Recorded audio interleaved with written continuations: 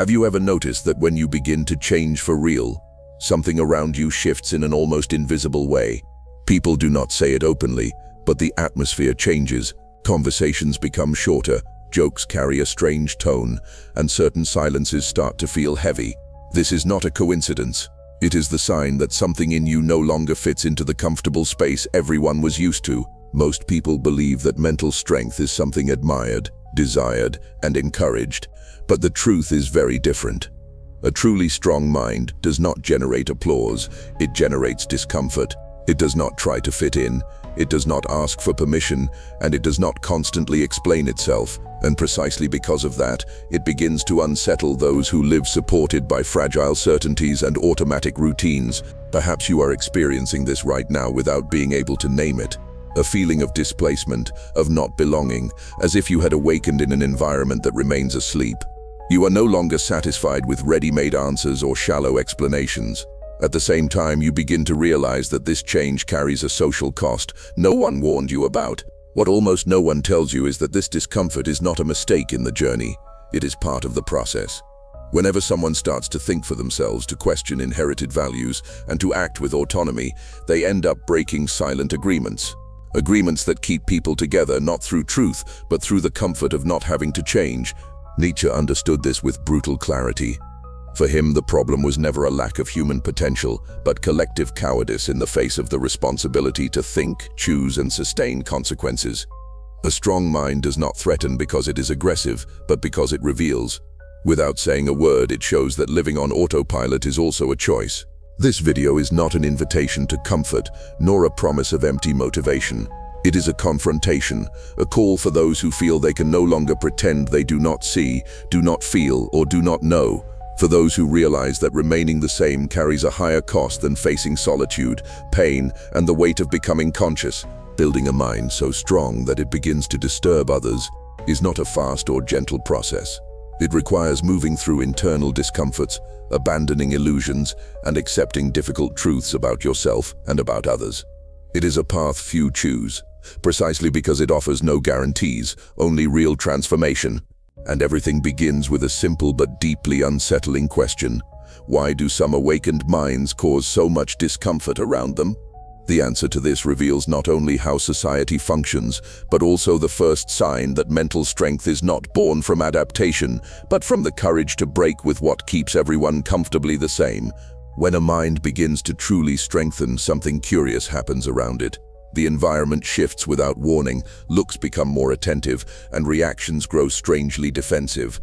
This does not happen because that person has started attacking anyone, but because they have stopped operating on autopilot. By thinking with autonomy, they break a silent pact of repetition that sustains most human relationships. Most people do not think in the deep sense of the word. They reproduce ideas, values, and opinions inherited from family, culture, or the group they belong to. Nietzsche called this herd morality, a system in which the individual feels safe precisely because they do not need to decide anything for themselves, only follow a flow that is already established.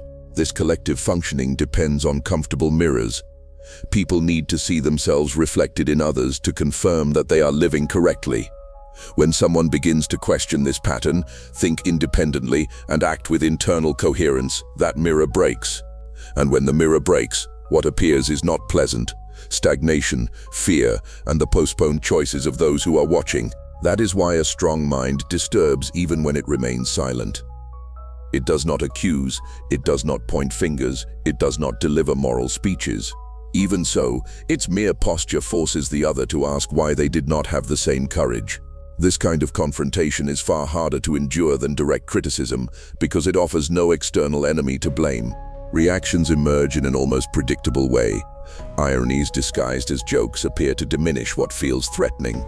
Unsolicited advice arises as subtle attempts to pull the other back into an acceptable pattern. In some cases, silence takes over the environment, a heavy silence that reveals discomfort and the difficulty of dealing with someone who no longer needs collective approval. None of this happens because the strong mind wants to dominate or humiliate. On the contrary, it simply governs itself. And this self-governance exposes an uncomfortable fact. Many people live by outsourcing decisions, emotions, and responsibilities. When someone takes control of their own life, they show without words that this dependence is not inevitable, only convenient for those who fear carrying the weight of their own existence. Nietzsche understood that the herd does not hate difference out of conscious cruelty, but out of self-preservation. Questioning collective values threatens the structure that keeps everyone leveled. An autonomous mind shows that it is possible to live without emotional crutches, without ready-made dogmas, and without the constant need for agreement. For those who built their entire identity on these fragile bases, this feels like a direct attack. It is important to understand that a strong mind does not need to assert itself. It does not enter ego disputes. It does not try to convince. It does not demand recognition. Precisely because of this, it frightens. What does not ask for validation breaks the most common social logic, where everyone constantly negotiates their image in order to belong. Those who step out of this game come to be seen as strange, arrogant, or distant. This collective discomfort reveals something essential. Most people do not fear strength itself, but the responsibility it represents. A strong mind proves that choices have consequences and that living consciously demands renunciation. When observing someone who accepts this cost, many feel exposed, as if their own concessions to comfort were placed under an uncomfortable spotlight. That is why Nietzsche said the problem was never the aggressiveness of the strong individual, but their lucidity. They see patterns, notice inconsistencies, and refuse to live on autopilot. This clarity does not need to be announced. It manifests in posture, in the rhythm of decisions, and in the absence of urgency to please. It is a presence that destabilizes precisely because it does not depend on external reaction. When someone develops this kind of mind, they quickly realize they will not be celebrated for it. Society rewards adaptation, not autonomy. The more someone aligns with what is expected, the more comfortable they become for the group. Those who think for themselves, however, create tension, not because they are wrong, but because they constantly remind others that living without consciousness is also a choice, even when disguised as normality. But this strength does not come from nowhere, nor does it arise only from good intentions or elevated ideas. It is forged in internal processes that almost no one is willing to go through. There is an inevitable element in this construction that frightens even more than autonomy: direct contact with chaos, with pain, and with what many prefer to avoid at any cost, even if that avoidance keeps them weak. Nietzsche was direct in stating that human beings do not transform through stability, but through chaos. The idea that growth is born from tranquility is a comfortable fantasy created to avoid contact with difficult experiences. A strong mind does not emerge when everything is in order, but when order collapses and the individual is forced to reorganize internally without external guarantees. Suffering in this sense does not appear as punishment or as an error of existence, but as a tool of refinement. It exposes limits, dismantles illusions, and forces consciousness to abandon fragile versions of itself. While many try to anesthetize pain at any cost, Nietzsche saw in it a rare opportunity for depth, something that separates those who merely endure from those who truly transform. Every strong mind carries marks of frustration, solitude, and repeated failures. These states are not exceptions along the path, they are structural parts of it. The feeling of not belonging, of being out of place, or of walking without external validation functions as a silent test. Those who cannot endure this emptiness quickly return to old forms of comfort, even if they keep them limited. The problem is not pain itself, but the relationship one builds with it. Pain crossed without understanding can crush, while pain that is understood can organize. Nietzsche did not defend gratuitous suffering, but the ability to remain conscious within it, observing its effects without dissolving emotionally. It is there that mental strength begins to consolidate. Those who constantly flee from pain learn only how to avoid, never how to sustain. This flight produces reactive, fragile minds dependent on favorable circumstances. Those who accept moving through difficult periods, however, develop self-control, clarity, and presence. Not because they become insensitive, but because they learn not to be dominated by momentary impulses or unstable emotional states. Nietzsche saw suffering as a severe but honest teacher. It does not promise immediate relief, but it offers something more lasting: inner structure. Each well-digested frustration strengthens the capacity for decision. Each understood fall expands perception. Gradually, the mind stops reacting automatically and begins to respond with awareness, even under intense pressure. That is why so many people remain fragile, even while accumulating painful experiences. Suffering by itself does not strengthen anyone. What strengthens is the ability to give meaning to suffering, to integrate it into one's own narrative, and to extract real learning from it. Without this, pain simply repeats itself, creating resentment instead of maturity. A strong mind does not ask for life to be easier. It asks for life to be clearer. It understands that difficulties are inevitable and that trying to eliminate them only generates dependence. By accepting the presence of pain as part of the process, the individual stops constantly negotiating with discomfort and begins to move forward even when there are no guarantees of immediate reward. This posture completely transforms the relationship with failure. Failing ceases to be a final sentence and becomes raw data of experience. Each mistake reveals something that needs adjustment, not something that needs to be hidden. Over time, the mind learns to remain stable even when external results have not yet appeared. True mental strength is born when pain no longer paralyzes, but is also not romanticized. It is observed, crossed, and used as raw material. Nietzsche understood that those who endure this process develop a firm presence, difficult to shake, not because they do not feel, but because they do not lose themselves within what they feel. By crossing suffering in this way, something changes silently. The individual stops seeking emotional shortcuts and begins to trust their own capacity to remain standing. This confidence is not euphoric, it is sober. It manifests in posture, in the gaze, and in the absence of urgency to prove something to others, even when the path becomes arduous. But this strength is still not sufficient on its own. There is a risk in remaining merely resistant without clear direction. Nietzsche warned that enduring pain is only one stage. To avoid becoming merely hardened, the individual must learn to channel this strength with awareness, discipline, and intention, transforming resistance into something more dangerous than simple survival. Nietzsche never defended the idea that human beings should be merely kind or morally acceptable. For him, goodness without strength is fragility disguised as virtue. Before being good, the individual must be capable of sustaining decisions, setting boundaries, and remaining firm even when that creates discomfort. Without this foundation, any morality becomes nothing more than elegant submission.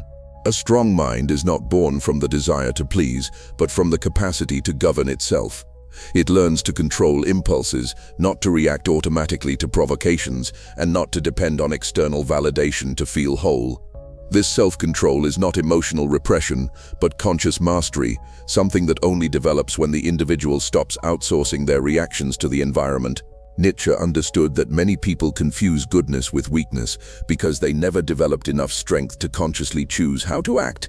They are kind because they do not know how to be firm. They are peaceful because they could not endure a real confrontation. Becoming dangerous, in this context, does not mean becoming violent, but becoming capable of acting without fear when necessary. To be dangerous is to possess a strength that can be restrained, directed, and used with intention. It is knowing that you could react, but choosing not to. This conscious choice creates a different kind of presence. There is no need to shout, argue, or prove anything. Inner firmness manifests naturally and establishes clear boundaries, even in the absence of words. People who live in search of approval feel threatened by this kind of posture. They depend on the gaze of others to exist and therefore interpret autonomy as arrogance. A strong mind does not ask for space because it does not wait for permission. It occupies its own place naturally, and this exposes the insecurity of those who are still negotiating their identity. Before any moral ideal, Nietzsche placed capacity. Without inner strength, values become nothing more than inherited rules. The strong individual creates their own criteria because they trust their own perception. They do not react out of emotional impulse, nor do they dissolve into guilt when they displease. This psychological independence is what makes their presence stable even in hostile environments.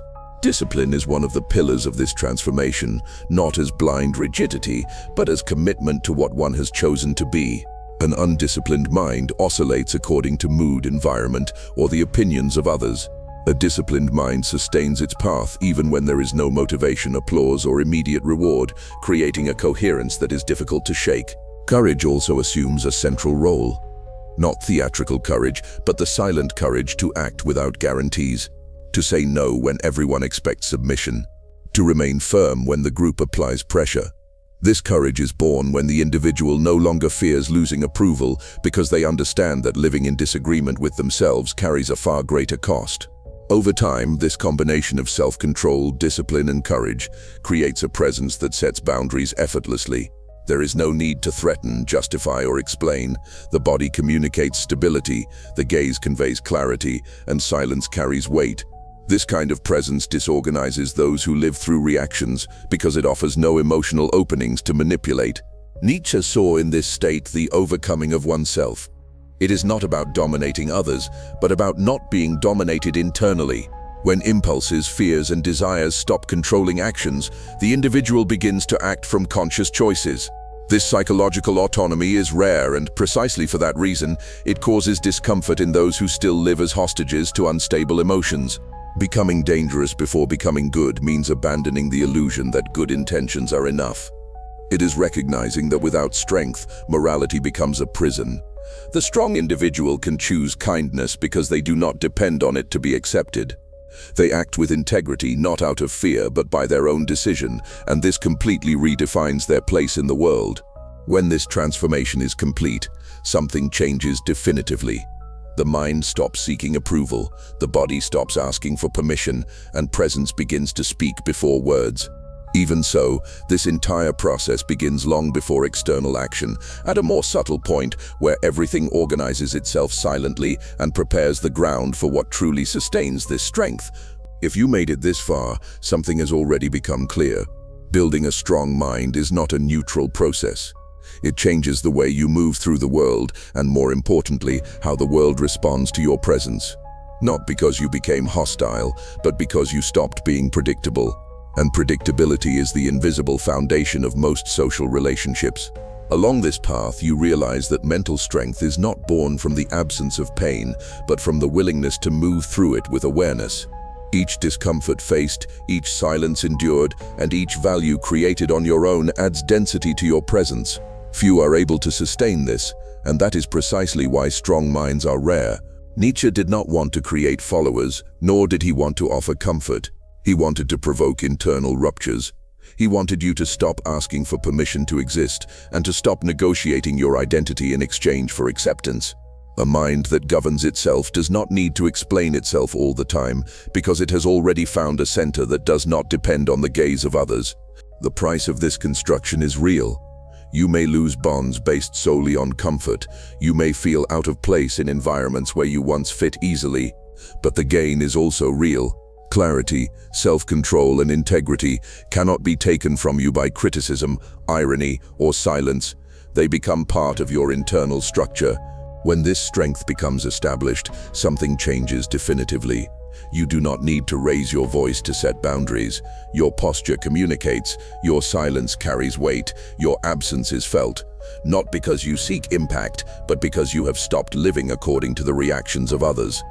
This psychological independence is what many call intimidation, when in reality it is simply coherence. Perhaps you begin to notice that there is no way back to the previous state. Pretending not to see becomes impossible. Accepting less than what makes sense to you starts to feel like an internal betrayal. This point marks the transition between merely surviving and consciously choosing who you are becoming, even when that demands constant firmness. Now I want to invite you to make this process less abstract. Write in the comments a truth you are tired of hiding, or a decision you know you must sustain, even if it creates discomfort, not as a vent, but as an affirmation of presence. Naming what you avoid is already an act of strength. If this video awakens something in you, do not stop here. This path is not walked out of curiosity, but out of inner necessity.